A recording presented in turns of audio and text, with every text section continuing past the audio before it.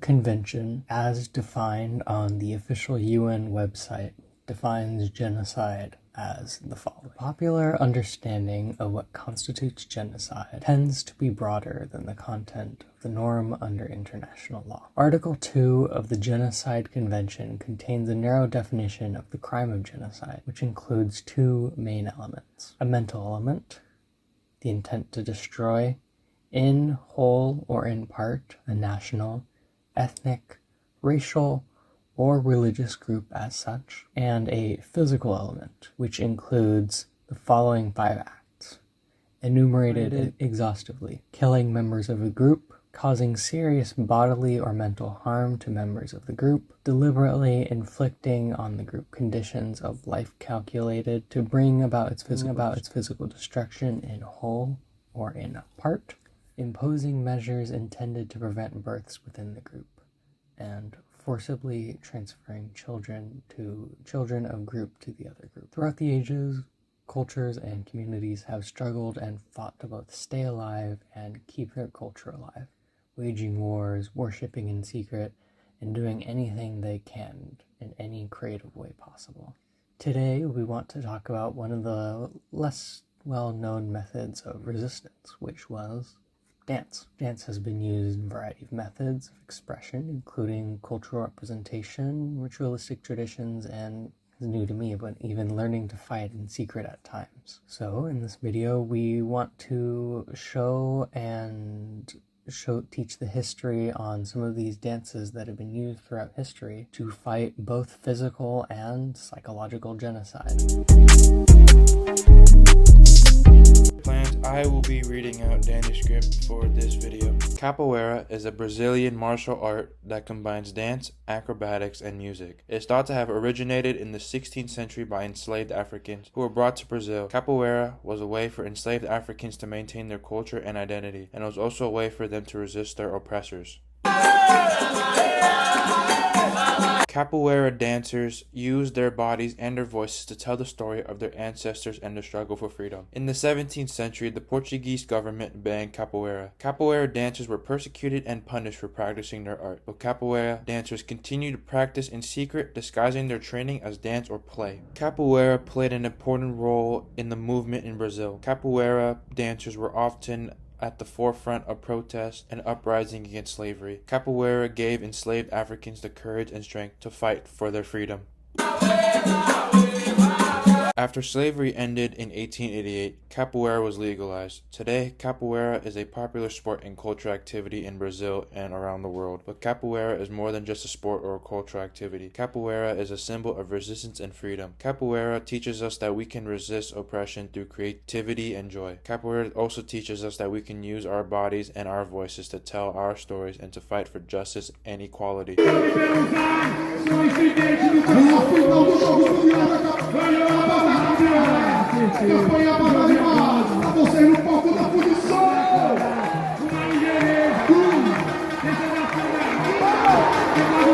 Capoeira remains an important symbol of resistance against oppression in the modern world. Capoeira players and dancers around the world use their art to fight for social justice and human rights. For example, in Brazil, capoeira players and dancers and people have been involved in protests against police brutality, racism, and other forms of discrimination. Capoeira players have also used their art to raise awareness about social issues such as poverty and homelessness. In other parts of the world, capoeira have used their art to fight for human rights and to support social movements. For example, in South America, capoeira players have been involved in the fight against AIDS and HIV. In the United States, capoeira players have been involved in the fight for racial justice and police reform. Capoeira is a powerful tool and dance for resistance against oppression. It's a way for people to come together and to fight for a better world.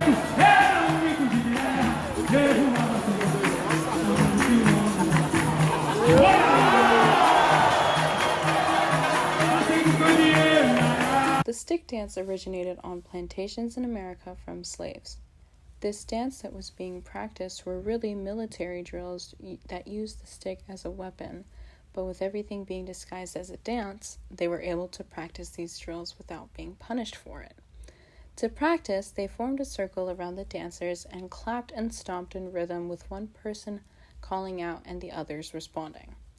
While doing my research, I did find a watercolor painting of the dance which is currently hanging in the Abbey Aldrich Rockefeller Folk Art Museum.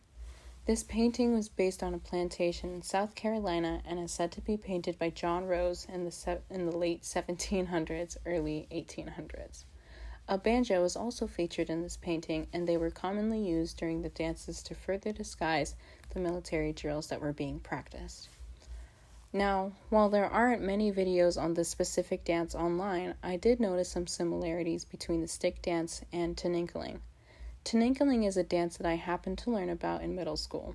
It originated in the Philippines during its colonization by Spain and is said to derive from a form of punishment plantation workers received.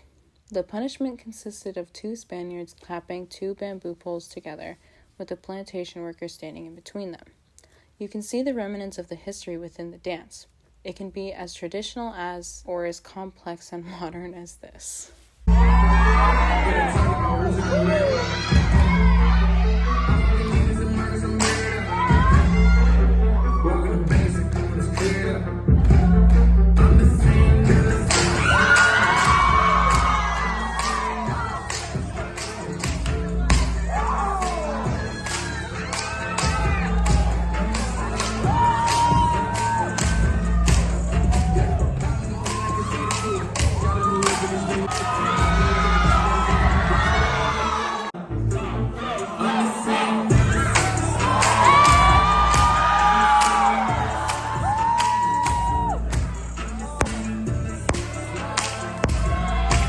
I'm Maverick Malby, and I'll be talking about the history of tap dancing.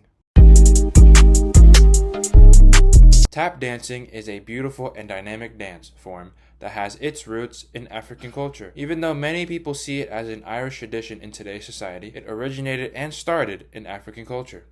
It is a powerful tool for resistance and social change. Tap dancers use their craft to express their culture, identity, and values. They also use tap dancing to challenge oppression and to fight for liberation and social justice. Tap dancing emerged in the United States in the early 19th century and was quickly adopted by African Americans and other marginalized groups. Tap dancing was a way for these communities to express their culture and identity in a time of great oppression. One of the founders is Master Jabba, who was born into slavery in New York in 1825. He was known to adapt with the footwork when an instrument was playing.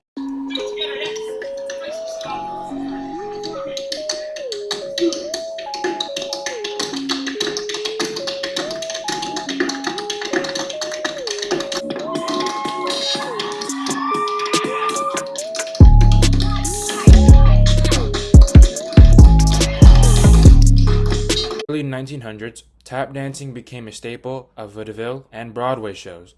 Tap dancers such as Bill Bojangles Robinson and Shirley Temple Black performed for audiences around the world, and they helped popularize tap dancing. During the Civil Rights Movement, tap dancers such as Gregory Hines and Savion Glover used their craft to raise awareness of the movement and its goals. They performed at protests and rallies, and their work helped to inspire people around the world. Even though tap dancing has fallen off a little bit, in today's world, tap dancing continues to be a vibrant and popular dance form. It is an art form, and they're using their craft to challenge racism and discrimination and to promote social justice. The history of tap dancing is a testament to the resilience and creativity of African and Indigenous communities. Tap dancing is a powerful tool for liberation and social change. It is a reminder that we can use our voices and bodies to challenge oppression and to fight for a better world. Thank you.